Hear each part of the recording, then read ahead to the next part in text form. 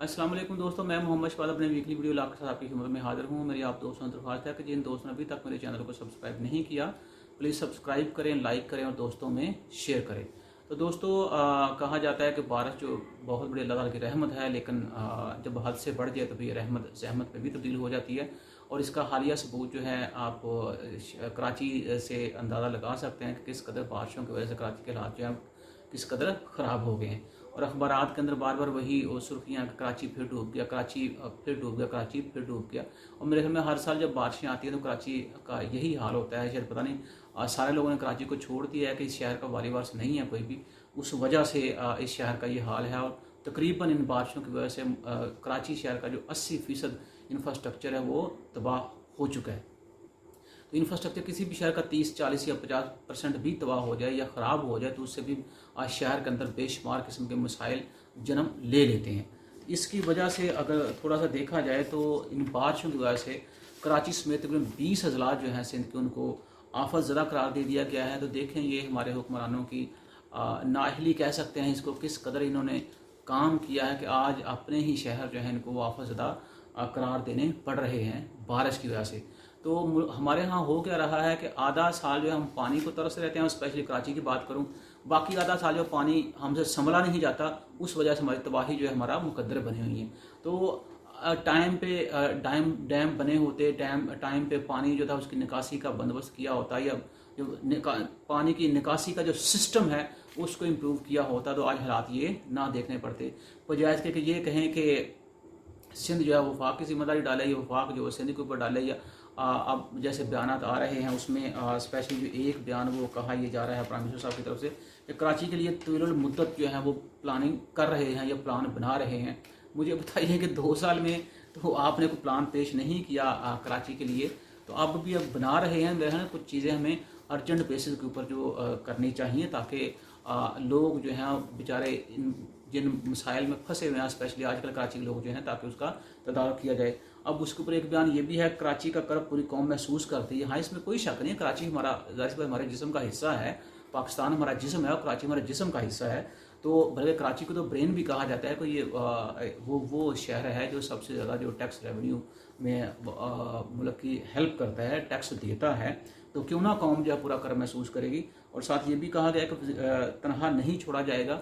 मेरे ख्याल में ये गाह से हमें बाहर निकलना होगा, जो पिछले वीडियो लॉग में कहा था कि ये गाह की गे जो है उससे बाहर निकलना होगा, और हमें जो मुस्तकिल बुनियादों के ऊपर जो है वो इकदाम करने पड़ेंगे, चाहे वो वफाक करे, चाहे वो प्रोविंशियल गवर्नमेंट जो सिंध गवर्नमेंट जो वो करे। बजाय कि इस तरह के बयान देने से कि जब तक जो है एक बूंद पानी की आखिरी बूंद तक जो गुजरा जो मैदान में रहेंगे, मैदान में नहीं, मेरे ख्याल में जो हाँ लोग डूब रहे हैं गुजरा को वहाँ जाके उनकी हेल्प करनी चाहिए, वहाँ जो हालात हैं उसका जायज़ा लेना चाहिए। वरना होगा यही कि आप लोग मेरा ख्याल प्लान ही बनाते रहेंगे, और आप ये देखेंगे पानी जो इस कदर खड़ा हुआ है उसकी वजह से मुख्तलिफ़ किस्म की बीमारियाँ जो हैं वो जन्म लेंगी। और आपको पता है कि अभी हम वायरस, जो कोरोना वायरस अभी उस शाख से बाहर नहीं निकले, अभी मुल्क पूरा जो है उसको बर्दाश्त कर रहा है, उसके साथ लड़ रहा है। तो ये कहीं ऐसा ना हो कि इस पानी की वजह से, बारिशों के खड़े हुए पानी की वजह से और किस्म की बीमारियाँ जो जन्म ले लें, जैसे मलेरिया है, टाइफाइड है और बहुत सारी चीज़ें हैं।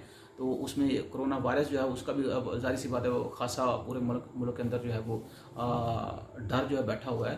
तो बर वक्त और अच्छे इकदाम लेके खुदारा कराची के लोगों के मसाइल जो है वो हल करें। दूसरी जो बात हम कोरोना की कर रहे हैं, कोरोना के ऊपर देखा जाए तो पूरी दुनिया के अंदर जो चेंजेस देखने में आ रही हैं। और आज मैं सुबह अखबार में पढ़ रहा था कि पाकिस्तान के अंदर काफ़ी हद तक जो है कोरोना के ऊपर कंट्रोल कर लिया गया है, और बहुत कम मरीज़ जो हैं वो नए सुनने को मिल रहे हैं।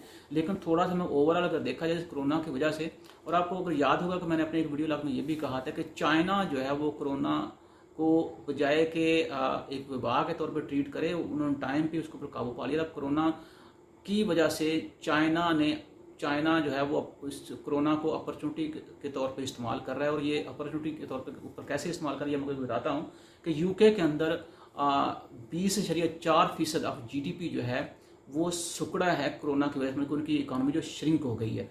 उसके बाद देखा फ्रांस जो है उसकी इकानमी में 13.8% जो है वो श्रिंक हुई है, और ये परसेंटेज GDP का बता रहा हूँ।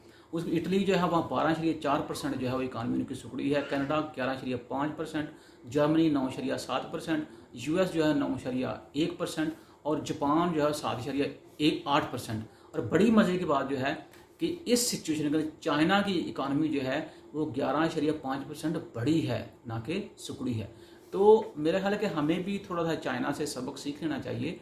और मैं ये नहीं कह रहा कि चाइनीज़ पॉलिसी जो उसको पाकिस्तान के अंदर अप्लाई करें, चाइना की तरह पॉलिसी जो है उसको अपने हालात को मद्देनजर रखते हुए हम उन पॉलिसी को अडॉप्ट करें, ताकि हम भी इस विवाह को अपॉर्चुनिटी के तौर पे इस्तेमाल करें और अपनी इकानमी बजाय के सुकड़ने के उसकी स्टिमुलेशन जो है उसकी तरफ तवज्जो दें।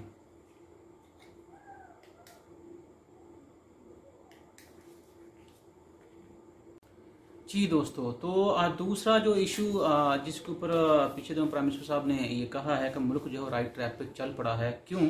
क्योंकि बकौल उनके करंट अकाउंट जो सरप्लस में चला गया और पाकिस्तान में जुलाई के अंदर तकरीबन 424 मिलियन US डॉलर जो है वो करंट अकाउंट सरप्लस में रहा है। लेकिन साथ वो ये भी कहते हैं कि इसमें अच्छा खासा पोर्शन जो है फॉरेन रेमिटेंसेज का है, क्योंकि इसका मतलब ये है कि फॉरेन रेमिटेंसेज को निकाल दिया जाए तो ये करंट अकाउंट जो सरप्लस में आ गया है ये आपका डेफिसिट में चला जाएगा। उसकी वजह ये है कि पाकिस्तान ने तकरीबन उसमें भी मैं समझता हूँ कि एक जो बड़ी बात है वो ये है कि अब इस करंट अकाउंट सरप्लस को सस्टेन कैसे किया जाएगा। क्योंकि अगर थोड़ा सा हम फिगर्स के ऊपर देखें, मैं सिर्फ एक आइटम की बात करूँगा कि पाकिस्तान ने जून और जुलाई के अंदर 63 अरब रुपए के मोबाइल इंपोर्ट किए हैं।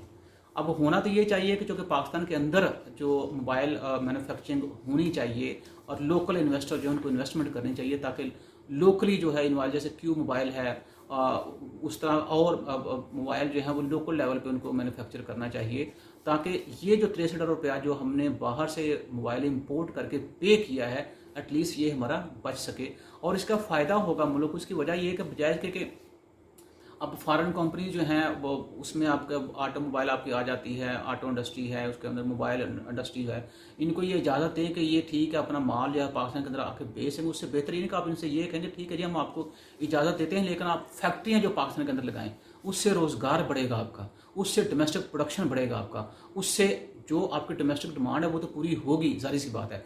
उससे आपकी डोमेस्टिक प्रोडक्शन बढ़ने से आपका एक्सपोर्ट्स भी बढ़ेगा, जिससे और फॉरेन रिजर्व जो है वो आपके पास आएगा, बजाय इसके कि हम टोटली जो है ओवरसीज पाकिस्तानी जो है उनकी कमाई के ऊपर रिलाई करके बैठे हैं। आल दो वो लोग जाहिर सी बात है पैसा उन्होंने पाकिस्तान भेजना, ये बहुत बड़ा कंट्रीब्यूशन है उनका कि वो हर मुश्किल हालात के अंदर हमें ओवरसीज जो है वो बचा जाते हैं। अगर थोड़ा सा वो इसी तरह आप 2008 के अंदर आप देखें पाकिस्तान इकनॉमिक ग्रोथ जो था वो 8.5% था और उस वक्त 5.5% कंट्रीब्यूशन जो था वो किसका था, वो फॉरेन रेमिटेंसेज का, ओवरसीज पाकिस्तानी का था।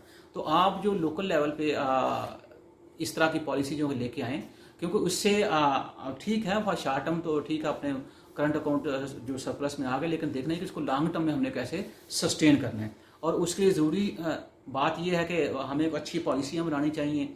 हम अभी तक जो कुछ जगहों पर मैं सुन रहा हूँ कि पाकिस्तान को एक्सपोर्ट लेड ग्रोथ जो है वो पॉलिसी अडॉप्ट करनी चाहिए, import led growth policy adopt करनी चाहिए। देखना ये कि हमें अब 90s में देखें चाइना ने कौन सी एक्सपोर्ट लेड ग्रोथ पॉलिसी ही अडॉप्ट करके उन्होंने इतनी ज़्यादा तरक्की की है और आज हम जो है वो कर्जा ले रहे हैं अपने फॉरेन रिजर्व को मेंटेन करने के लिए। चाइना पूरी दुनिया के अंदर आपको मैं बता दूं कि 3400 मतलब 3400 अरब US डॉलर फॉरेन रिजर्व हैं चाइना के से, जो मैं डॉलर की बात कर रहा हूँ। और जाहिर सी बात है उनके रिजर्व यूरोस में भी होंगे, उनके रिजर्व जो है गोल्ड में भी होंगे। तो अब आप अंदाज़ा कर लें हम जो है वही हमारा घूम फिर के हम वो अब 20 और 16 अब अरब डॉलर जो है उसी के दरम्यान वो परेशान हो रहे हैं। और जब कभी थोड़ा सा वो हमारा रिजर्व का रेट जो है वो नीचे आता है तो उसी वजह हमारा रुपया किस कदर प्रेशर हो जाता है, तो हमारा रुपया वीक होता है। उससे आपको पता है कि इन्फ्लेशन भी बढ़ता है और बहुत सारी इकनॉमिक मसाइल जो हैं वो जन्म ले लेते हैं। तो मेरे ख्याल में हमें और आप ये हम वही मुल्क हैं, आपको मैंने एक दफ़ा पहले ही बताया था कि मैं किसी कॉन्फ्रेंस में था कराची में, तो वहाँ एक साउथ कोरियन ने बड़े तंज़ी अंदाज में कहा था कि ये आपका मॉडल हमने अडॉप्ट किया था, आपको क्या हो गया है, तो आप किधर जा रहे हैं। तो मेरा भी कहने का मकसद ये है कि वो बजाय के चाइना के हम 90 की पॉलिसी की जो एक्सपोर्ट लेड ग्रोथ पॉलिसी थी वो अपनाएं, तो हम अपनाएं उसको, लेकिन उसमें चेंजेस करें वो उन डिमांड्स के मुताबिक जो 2020 के अंदर हैं। और उसके लिए मेरे ख्याल में आपको इकॉनमी भी डिजिटलाइज करनी होगी, उसके लिए आपको सर्विसेज सेक्टर जो है उसके अंदर भी इम्प्रूवमेंट्स लेके आनी होंगी, आपको एग्रीकल्चर सेक्टर के अंदर इम्प्रूवमेंट्स लेके आनी होंगी और आपको इंडस्ट्रियल सेक्टर जो है उसके अंदर इम्प्रूवमेंट्स लेके आनी होंगी। ये सारा हम मुझे तभी मुकम्मल होगा कि जब आप सेक्टर वाइज हो रिफॉर्म जो है उनको मुतारफ़ करवाएं। उसके बगैर मेरा नहीं ख्याल कि हम किसी भी पॉसिबल सोल्यूशन या हम कोई टारगेट जो पाकिस्तान के अंदर बना के उसको आप अचीव कर सकें। तो दोस्तों इसी तरह आप अगर देखें तो ये भी बताया जा रहा है कि पाकिस्तान में जो कुल कर्ज़ों का हुजम है वो तकरीबन 44.5 ट्रिलियन तक पहुंच चुका है। और उसमें अगर देखा जाए पिछले दो सालों में 49% जो है वो कर्ज लिया गया है। उसमें टोटल कितना बनता है वो 14.6 ट्रिलियन रुपए है। ये जो 44.5 ट्रिलियन बता रहा हूँ ये पाकिस्तान रुपीज़ की बात कर रहा हूँ। तो ये अगर हमारा इसी तरह इन्हिसार रहा कर्ज़ों के ऊपर, या हमारा इन्हिसार रहा कि ठीक है जब हम फॉरेन रिजर्व के लिए कर्जा ले रहे हैं, तो आप ये देख रहे हैं कि बड़ी सीधी सी बात है, कर्ज़ों से घर चल ज़रूर जाते हैं या मुल्क ज़रूर चल जाते हैं, लेकिन मेरे ख्याल मुल्क तरक्की नहीं करते। उसके लिए हमें सॉलिड पॉलिसी के साथ आना होगा। उसके लिए आपको अपने सेक्टर जो हैं, एग्रीकल्चर सेक्टर हो गया, इंडस्ट्रियल सेक्टर हो गया, सर्विस सेक्टर हो गया, according to the demands of 2020 आपको इम्प्रूवमेंट उसके अंदर लेके आनी होगी, ताकि सेक्टर जो है प्रॉपरली जीडीपी के अंदर कंट्रीब्यूशन कर सके। जी, इसी कर्जे वाली बात को अगर हम थोड़ा सा डॉलर्स की फॉर्म में देखें तो पिछले 2 साल में तकरीबन बैरूनी कर्जे जो लिए गए हैं इस गवर्नमेंट की तरफ से वो 17.6 अरब डॉलर बनते हैं, और कुल हुजम जो है आपका डॉलर्स में वो तकरीबन 113 अरब बनता है। तो इस तरह से देखा जाए तो अगर हम जीडीपी बात करें, काफ़ी दिनों से ये भी चीज़ें हो रही हैं कि हमारा कर्ज जो है जीडीपी का कितना शेयर है। ये तकरीबन इस गवर्नमेंट से पहले 72% था, जो अब बढ़ के 87% हो गया है। तो ये देख लें कि किसी तरफ से भी मेरा ख्याल है कि हमें सांस हमारी नहीं आ पा रही, इस कदर जो हमारे इकोनॉमिक इंडिकेटर जो हैं वो ख़राब हैं। तो डेफिनेट सी बात है, ये हुक्मरान ही होते हैं जो मुल्कों को क्राइसिस से निकालते हैं, ये हुक्मरान ही होते हैं जो मुल्कों को रिकवरी की तरफ डालते हैं, हुक्मरान ही होते हैं जो मुल्कों को मतलब के डेवलप कंट्रीज़ की लिस्ट में खड़े करते हैं। और ये सारे का सारा होगा आपकी सॉलिड इकोनॉमिक पॉलिसीज़ की मद में। ये 2 साल हो गए मेरे ख्याल में, आपको प्रायोरिटी अपनी सेट कर लेनी चाहिए, बजाय कि अभी भी आप ये कहें कि पिछली गवर्नमेंट्स जो थी वो उन्होंने हमें इस कदर जब मुल्क को खस्ता हाली में दिया। मानते हैं उन्होंने भी अच्छा नहीं किया, वो अच्छा काम कर सकते थे, वो मुल्क को अच्छी तरक्की की राह पे लेके जा सकते थे, मुल्क के ऊपर कर्जे कम कर सकते, मुल्क के अंदर से गुर्बत कम कर सकते थे, मुल्क के अंदर इनकम डिस्ट्रीब्यूशन को इम्प्रूव कर सकते थे, मुल्क के अंदर एग्रीकल्चर सेक्टर को इम्प्रूव कर सकते थे, इंडस्ट्रियल सेक्टर को इम्प्रूव कर सकते थे, सर्विस सेक्टर को इम्प्रूव कर सकते, लेकिन नहीं किया। तो इसका मतलब ये नहीं है कि वो अगर उन्होंने नहीं किया तो आप आने वाले जो टाइम है पिछले 2 साल जैसे हमने गुजार दी ये कहते हुए कि जी वो पिछली गवर्नमेंट जो थी हमें मुल्क के अंदर जो गर्दिशी कर्जा है वो हमें विरसे मिला, हमें कर्जा विरसे में मिला, हमें फॉरेन रिजर्व जो थे वो हमारे बहुत कम थे, पाकिस्तान रुपये का जो मतलब कि उसकी जो वैल्यू थी अगेंस्ट डॉलर वो उन्होंने टेम्परेरी जो थी वो उन्होंने खड़ी की हुई थी, तो ब्ला ब्ला ब्ला।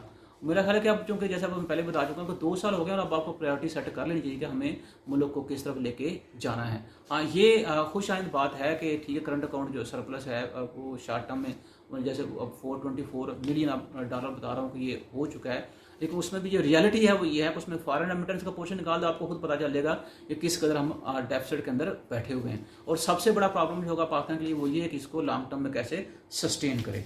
अच्छा, उसके बाद एक जो बड़ी अच्छी खबर पीछे तो मैं देखा था वो अखबार के अंदर आई है कि माशाल्लाह कि हमारे प्राइम मिनिस्टर साहब जो हैं उनका नाम जो है दुनिया की जो 500 बाअसर शख्सियात हैं उसमें आ गया, और इमरान खान साहब को मैन ऑफ द ईयर करा दिया है। पूरी कौम को मेरी तरफ से इस पाकिस्तान की बहुत बड़ी अचीवमेंट्स के ऊपर मुबारकबाद। लेकिन वही बात कि एक आम बंदा यही पूछेगा कि साढ़े वास्ते की है। अपना और अपने अहले खाना का ख्याल रखिएगा। खुदा हाफिज़।